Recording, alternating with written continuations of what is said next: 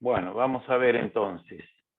Nuevamente la definición es un grupo heterogéneo de fármacos con propiedades antipiréticas, analgésicas y antiinflamatorias. Su acción principal se realiza a nivel periférico, porque después vamos a ver que existen los analgésicos que son de acción central. Los AINES, su acción fundamentalmente es periférica. Pueden actuar en diversos niveles, pero el mecanismo de acción más importante consiste en la inhibición de la síntesis de prostaglandinas. Esto hay que grabarlo porque después vamos a ver, ya habíamos adelantado algo, el asunto de las prostaglandinas y la inflamación, el asunto de las prostaglandinas y la defensa de la mucosa gástrica. Los AINES se pueden dar por vía oral, inyectable, rectal y local.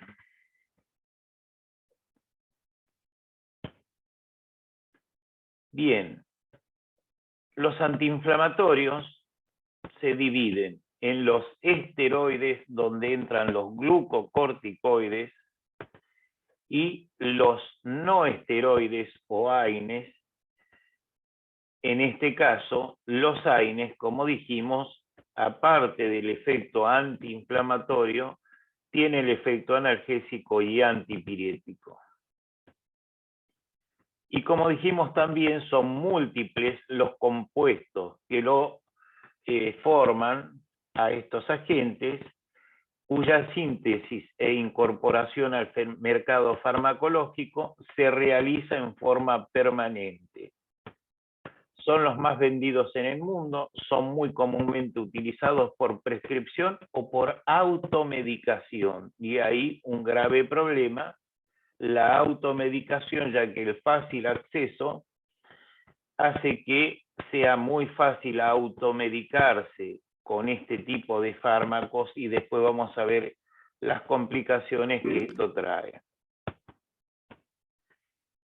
Bien, básicamente entonces trabajan sobre la inflamación, son antiinflamatorios, trabajan sobre el dolor, son analgésicos, y trabajan sobre la fiebre, son antipiréticos. Tenemos que decir que la inflamación, en definitiva, es un proceso de defensa. Se produce una respuesta inespecífica cada vez que tenemos una noxa, una injuria, por agresiones externas, agresiones del medio, y en respuesta a esto tenemos una reacción inflamatoria que ocurre solo en los tejidos conectivos vascularizados y surge con fines defensivos.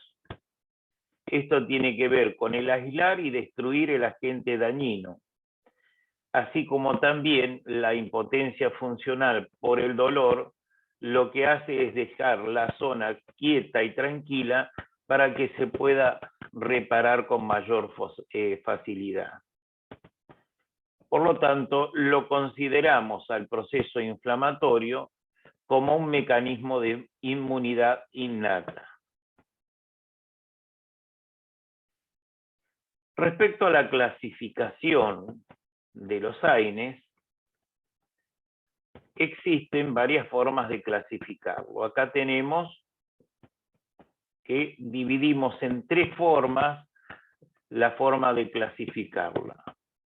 Uno es de acuerdo a su vida media, aquellos que la vida media es menor de 5 horas, aquellos que la vida media va entre 5 y 15 horas, y aquellos en que su vida media supera los 15 horas. Dentro de los que duran menos de 5 horas la vida media está la aspirina, está el ibuprofeno, está el diclofenac. Entre los que duran entre 5 y 15 horas podemos mencionar al naproxeno como muy conocido. Y por último, los de más de 15 horas, el piroxicam, y los oxicanos en general. La segunda forma de clasificar los AINES es de acuerdo a su potencia antiinflamatoria. ¿Cuánto de potentes son como antiinflamatorios? Tenemos aquellos entonces que son bastante buenos como analgésicos, pero prácticamente el poder antiinflamatorio es mínimo, insignificante. Dentro de este grupo entra el paracetamol. Después tenemos el grupo donde el poder analgésico es bueno y tienen un moderado efecto antiinflamatorio. Dentro de este grupo entra como conocido el ibuprofeno y el diclofenac, habiendo otros por supuesto. Y por último, los considerados antiinflamatorios potentes y que aparte tienen efecto analgésico, donde está la aspirina, la dipirona, la indometacina. Por último, los clasificamos de acuerdo a la acción que hacen sobre las isoenzimas COX. Y tenemos los que no son selectivos, donde está la aspirina, el paracetamol, como conocidos, y los que son selectivos sobre la COX-2, o sea, que actúan fundamentalmente sobre la COX-2, donde vamos a tener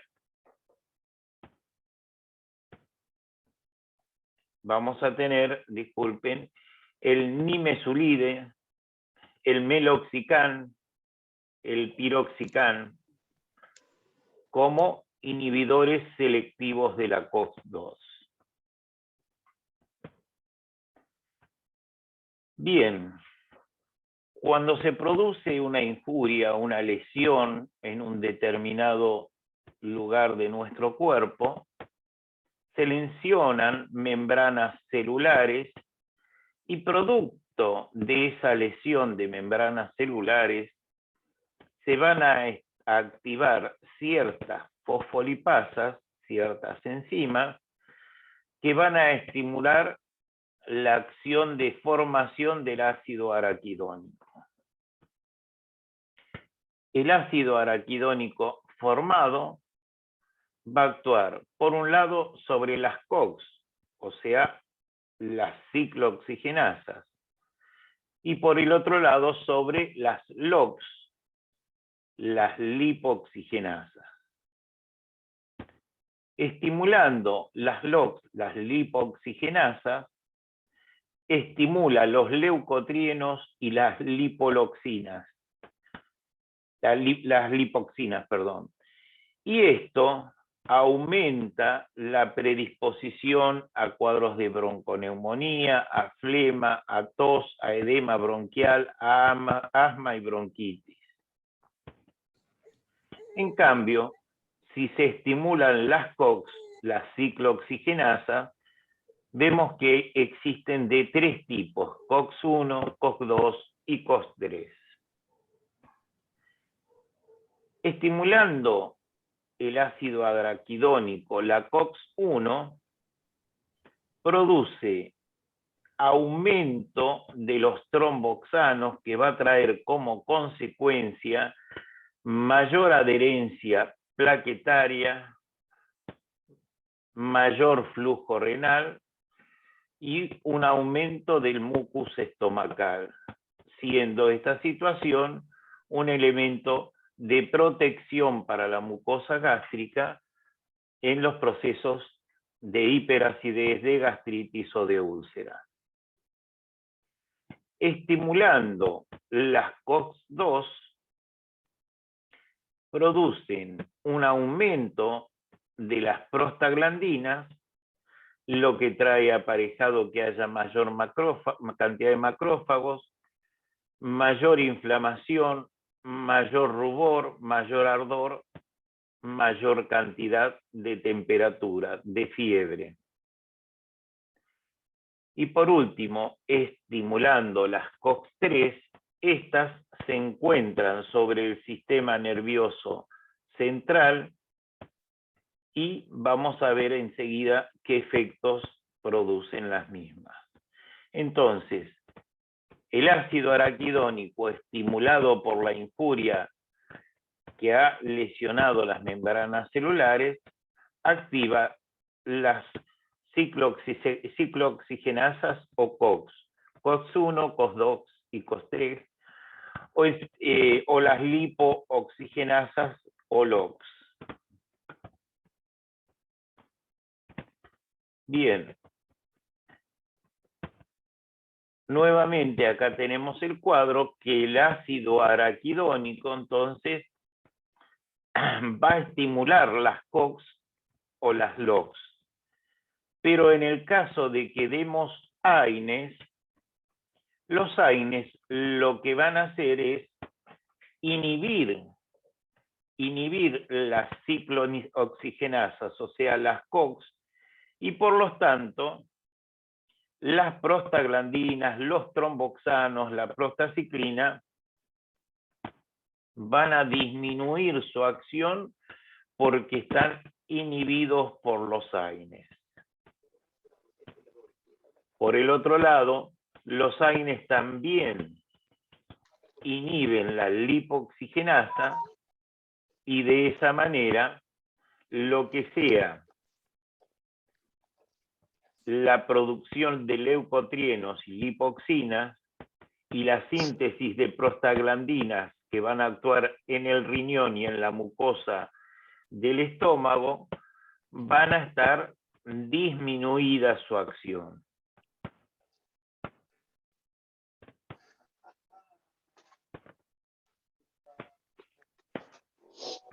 Bueno, nuevamente acá tenemos explicado de otra manera. Una compañera dice que a ella no le dan clase de farmacología. No, nosotros sí, todos los días le digo. Y bueno, que venga, que se presente si quiere aprender algo, Romina. Ay, perdón, profe. Va a ser una corcho después. No va a ser tan buena como vos. Bien. El proceso inflamatorio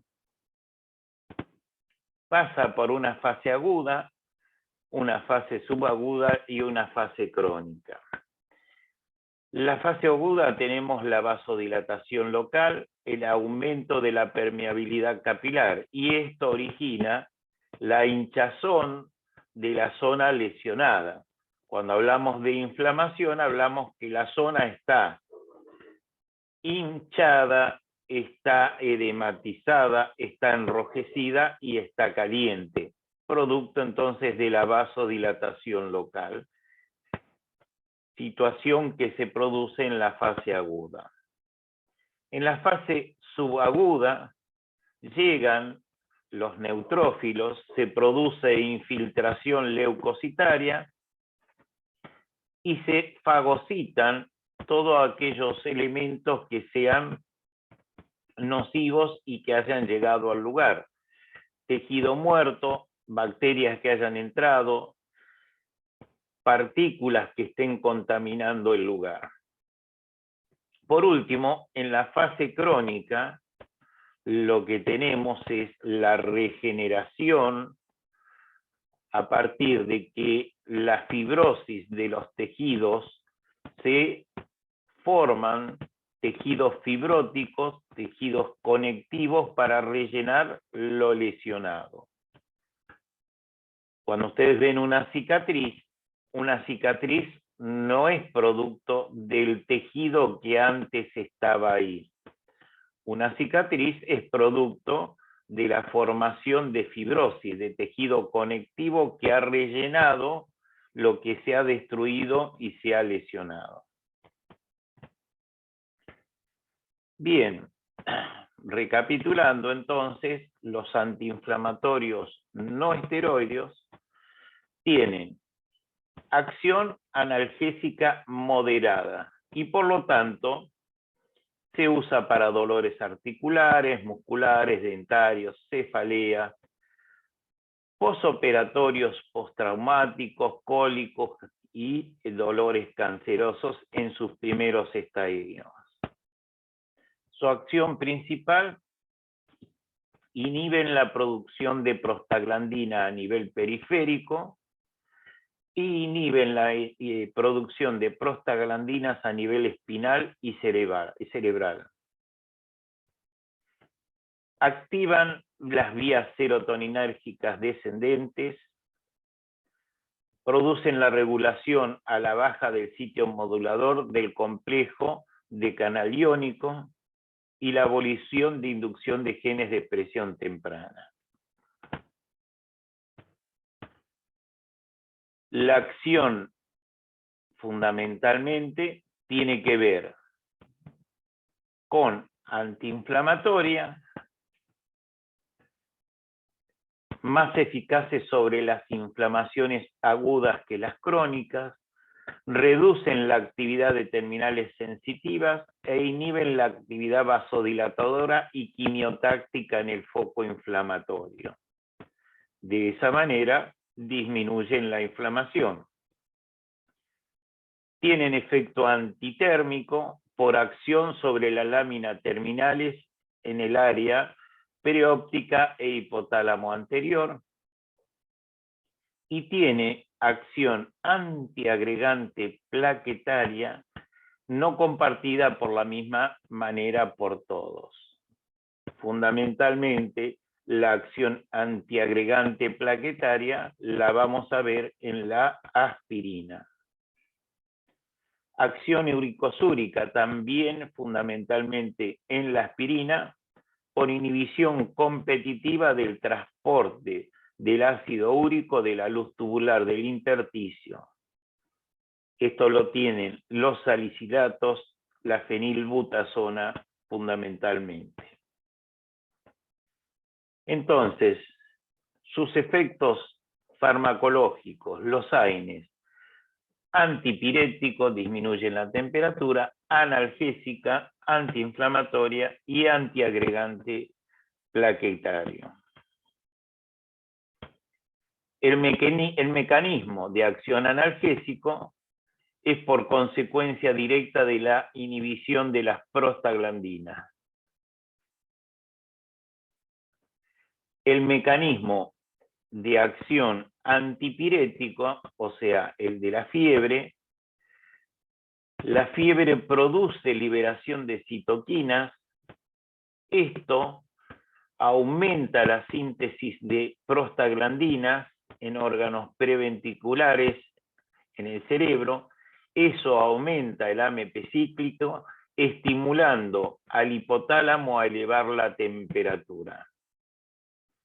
Los AINES, como suprimen la elevación de prostaglandinas en el hipotálamo, inhiben toda esta situación. Por lo tanto, la fiebre disminuye a expensas que las prostaglandinas que se sintetizan a nivel del sistema nervioso central son inhibidas en su producción y de esa manera baja la fiebre.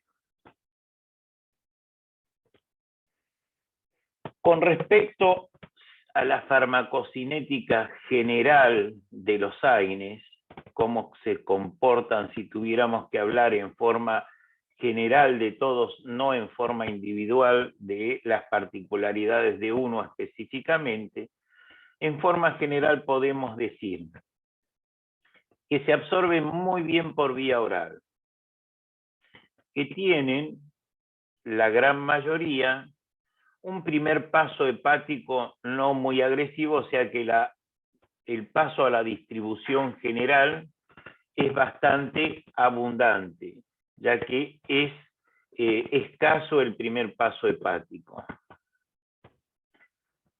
Se unen, por lo general, a la albúmina para ser transportados en la sangre. Y de acuerdo a su vida media, podemos decir, para hacerlo más sencillo, los de menos de 6 horas y los de más de 6 horas, pero todos tienen excreción renal biliar. Entonces, se pueden dar bien por boca, el primer paso hepático es leve, se unen a la albúmina y se excretan por vía renal y biliar.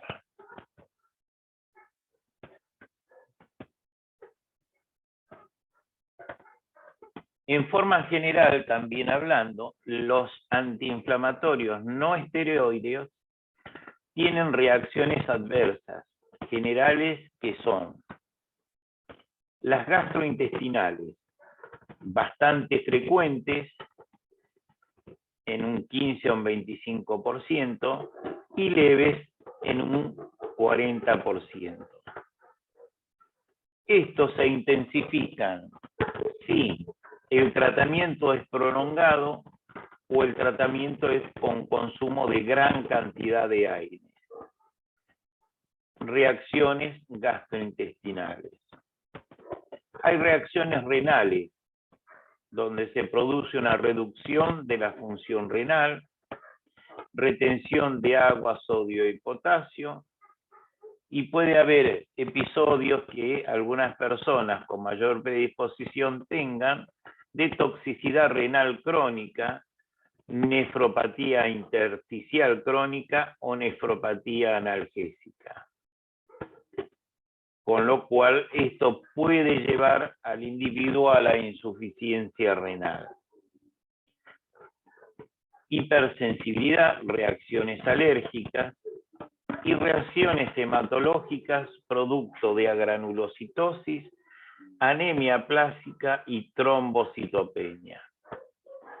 Como ven, hay un fármaco o un grupo de fármacos que es bastante común la automedicación, no se tienen en cuenta sus efectos adversos, no se conocen y muchas veces caen en la guardia producto de esas reacciones adversas gastrointestinales, renales, de alergias o hematológicas. De acuerdo a su estructura química, existe un montón de subgrupos que hace que se los subdivida. Así tenemos los salicilatos, paraminofenoles, pirazolonas, ácidos propiónicos, ácidos acéticos, ácidos antranílicos, Opsican, inhibidores selectivos de las COX-2 y otros. Va a ser muy difícil que memoricen cada uno de los subgrupos y quiénes pertenecen a cada uno de los subgrupos. Básicamente, sepan de que existen varios subgrupos y sepan reconocer los principales fármacos que se utilizan comúnmente en forma de automedicación o en forma de prescripción casi rutinaria en las patologías donde hay dolor e inflamación. Hay algunos que son muy comúnmente utilizados y otros no tanto. Vamos a la cuestión básica entonces a conocer. Los salicilatos. Pertenece a este grupo la aspirina. La aspirina no podemos dejar de conocerla, es una droga maravillosa, junto con los antibióticos, que cuando se descubrió, brindó sus propiedades analgésicas, antitérmicas, antiinflamatorias y, superando a los otros AINES, antiagregante plaquetario y de acciones metabólicas como antiúricos úricos. Su acción más utilizada en este momento, fundamentalmente en los cardíacos, es la de antiagregante plaquetario, para evitar la adherencia de las plaquetas, la formación de trombos y prevenir el infarto de miocardio, la tromboembolia. Entonces se utiliza en patologías como fibrilación auricular, patologías como la predisposición a la formación de trombos en la arteriosclerosis. Entonces, donde yo quiero evitar la formación de trombos, hago el efecto antiagregante dando pequeñas cantidades de ácido acetilsalicílico o aspirina. La dosificación y su farmacocinética vienen en comprimidos pediátricos de 100 miligramos y de 500 miligramos para los adultos. Tienen una muy buena absorción oral, tienen un efecto de primer paso hepático no muy pronunciado, o sea que se absorbe bien y llega a la distribución una buena cantidad de droga. Si se absorbe con alimentos, los alimentos interfieren en su absorción, por lo tanto es conveniente o que se coma muy poco cuando se va a tomar la aspirina o que se tome en ayunas. La distribución tiene un alto grado de unión a proteínas, se metaboliza en el hígado y se elimina en el riñón. Las reacciones adversas gastrointestinales, hipersensibilidad, cierre prematuro del ductus por salicismo y puede producir cefaleas, acúfenos, pérdida de visión y confusión.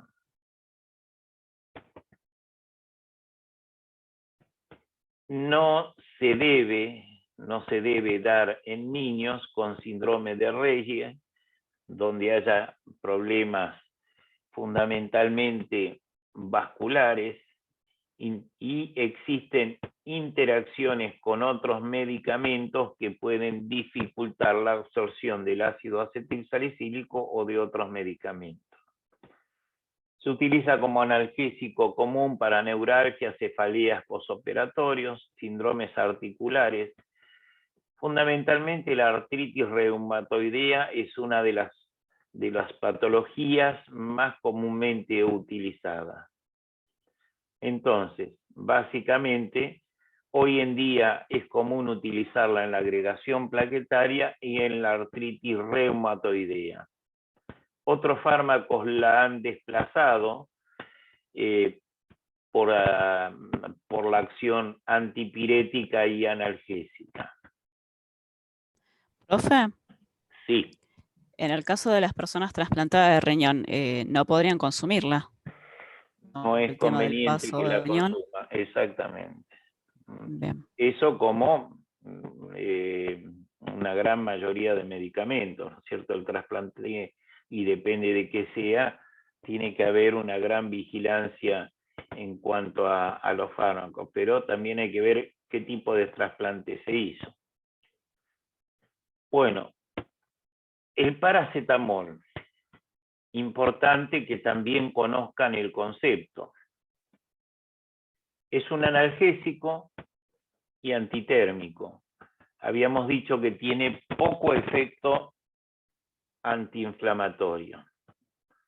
Tiene buena absorción, buena biodisponibilidad y distribución. Es la droga de elección como analgésico y antipirético en los lactantes de menos de 6 meses.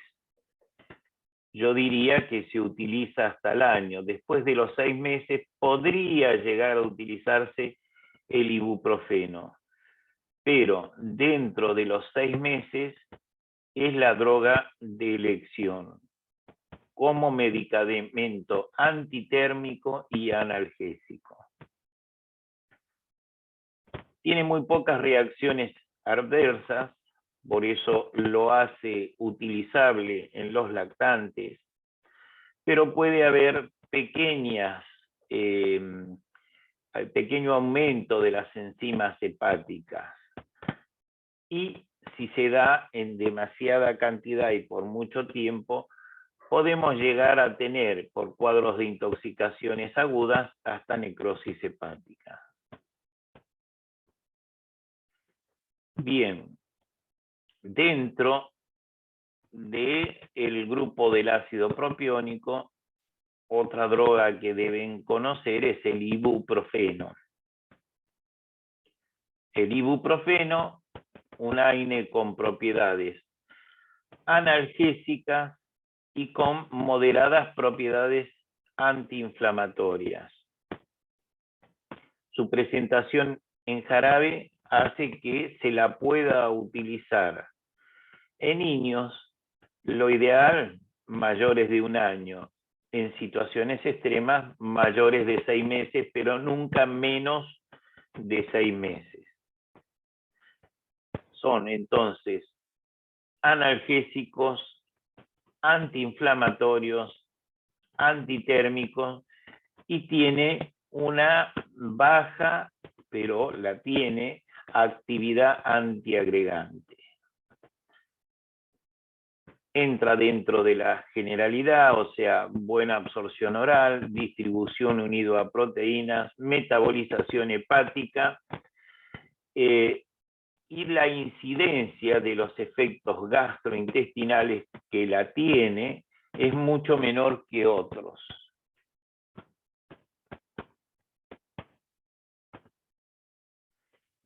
Profe, y en relación al consumo de estos fármacos, ¿cómo es con el tema de alimentos? Así como dijimos que la aspirina no debe darse porque compite con los alimentos y se dificulta la absorción, realmente con todos ocurre lo mismo, se dificulta la absorción con los alimentos. Bien, gracias. Muchos con esa idea de que le producen gastritis, lo toman a la medicación con alimentos, verdaderamente la hiperacidez, la gastritis, va a estar producida por la inhibición de las prostaglandinas y por la inhibición secundaria a la formación de moco, que origina la protección gástrica, producto de esa inhibición de la prostaglandina.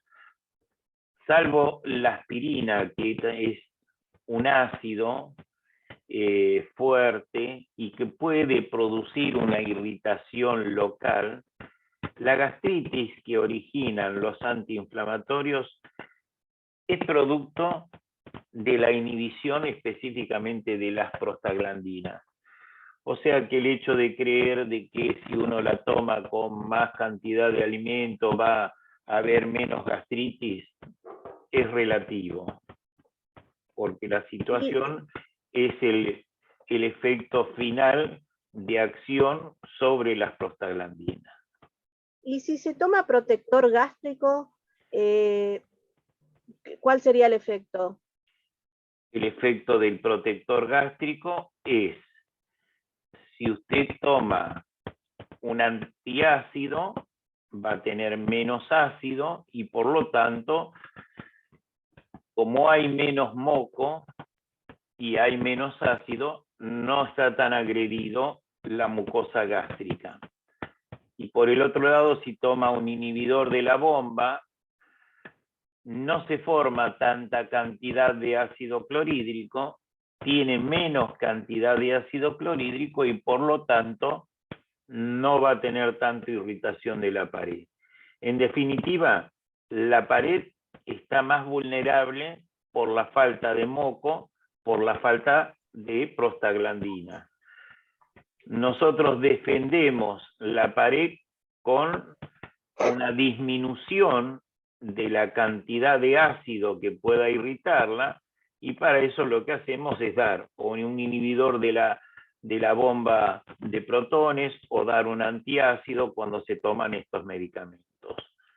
Hay gente que tiene mayor predisposición que otras en general problemas de acidez, de úlcera y hasta de sangrado. Esa situación tendrá que contemplarse y esa medicación, esas personas en forma constante, cuando haya que medicarlas con AINES, tendrán que complementar con algún medicamento que inhiba el ácido, su formación o lo neutralice. Bien. Gracias, profe. Bueno, entonces hablamos de la aspirina, hablamos del paracetamol, hablamos del ibuprofeno. Después veremos que tenemos otros grupos, por ejemplo, el piroxicam, lean un poco acá, el diclofenac. Son las drogas que comúnmente se utilizan y deben conocer. Paracetamol, ibuprofeno, diclofenac, piroxicam, son las más conocidas. Hoy en día es bastante común la prescripción de aquellos que son inhibidores de la COX-2. El asunto es que son mucho más caros, tienen menos efectos adversos sobre la mucosa gástrica, al ser más selectivos sobre la ciclooxigenasa que actúan, la prostaglandina que inhiben no es la específica del estómago y por lo tanto disminuye el poder de irritación que pueda haber sobre el estómago. Eso no quiere decir de que sean completamente inofensivos, sino que los efectos a nivel gástrico son muchos menores.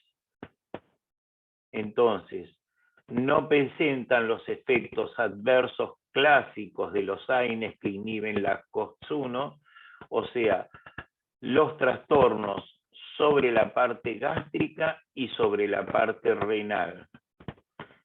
Pero sí son mucho más caros para su adquisición.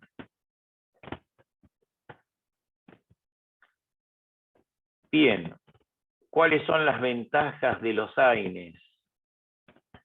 No producen depresión respiratoria, no producen dependencia física ni psíquica, no desarrollan tolerancia. ¿Y cuáles son las desventajas? La problemática de los efectos gastrointestinales, porque, como ya dijimos varias veces, interfieren con el rol citoprotector de las prostaglandinas, inhibiendo la COX-1, la ciclooxigenasa 1. Entonces, recordando, el uso prolongado de los AINES afecta la parte gastroduodenal, afecta la parte hepática, afecta la parte renal, afecta la parte sanguínea. La parte gástrica, produciendo gastritis y úlcera, la parte renal, la nefritis intersticial que pueden llevar al fallo renal, la hemorragia digestiva por la perforación de un vaso a causa de una úlcera,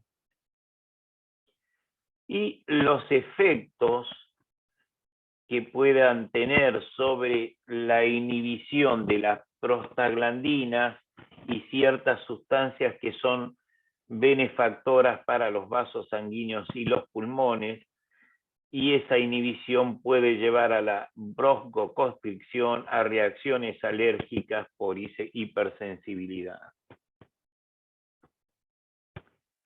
Entonces, efectos sobre el aparato digestivo, efectos sobre las plaquetas, efectos sobre los riñones, efectos sobre la parte cardiovascular, sobre el sistema nervioso, Efectos sobre el útero, ya que prolongan la gestación e inhiben el trabajo de parto por disminución de las prostaglandinas también, y cuadros de hipersensibilidad.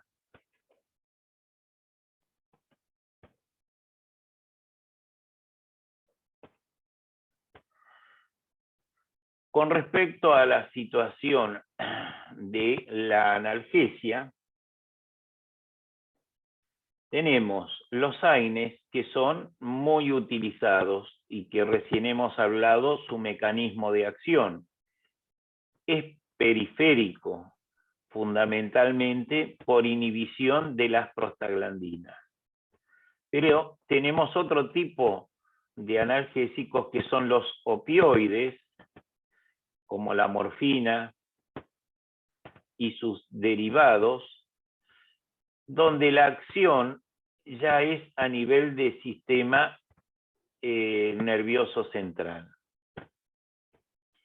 La eficacia analgésica de los AINES es moderada, en cambio, de los opioides es intensa.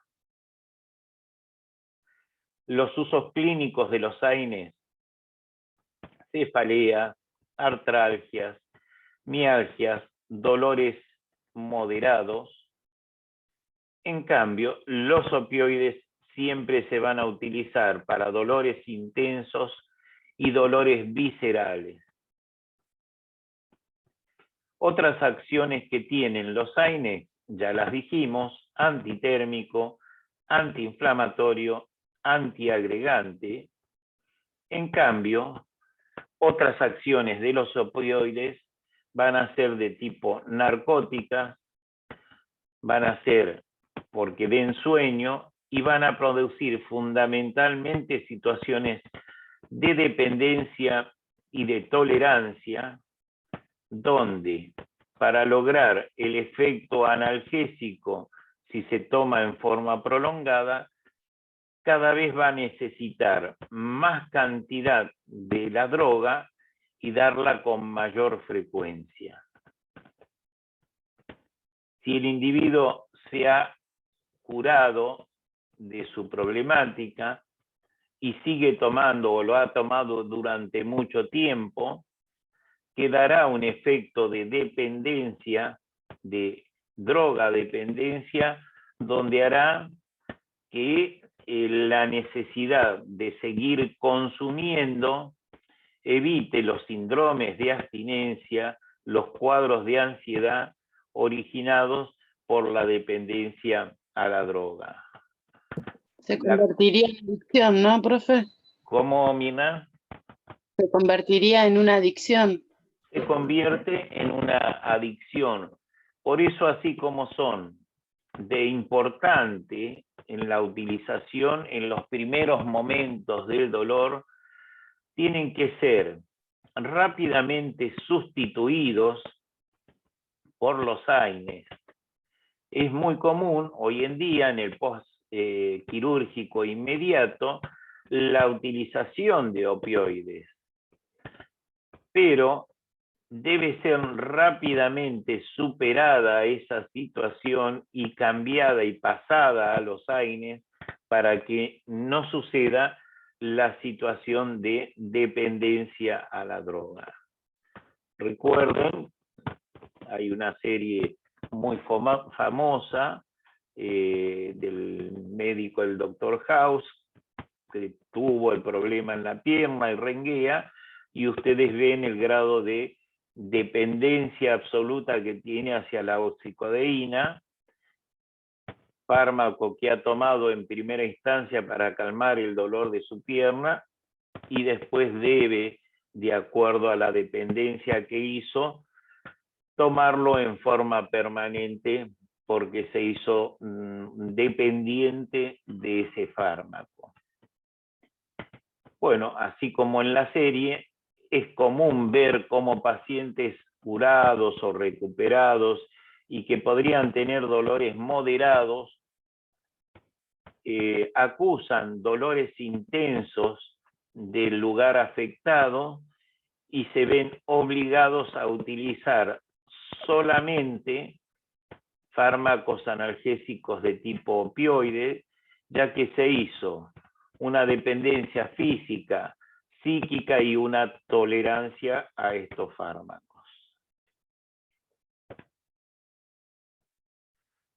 Bueno, muy bien. Si me preguntaron...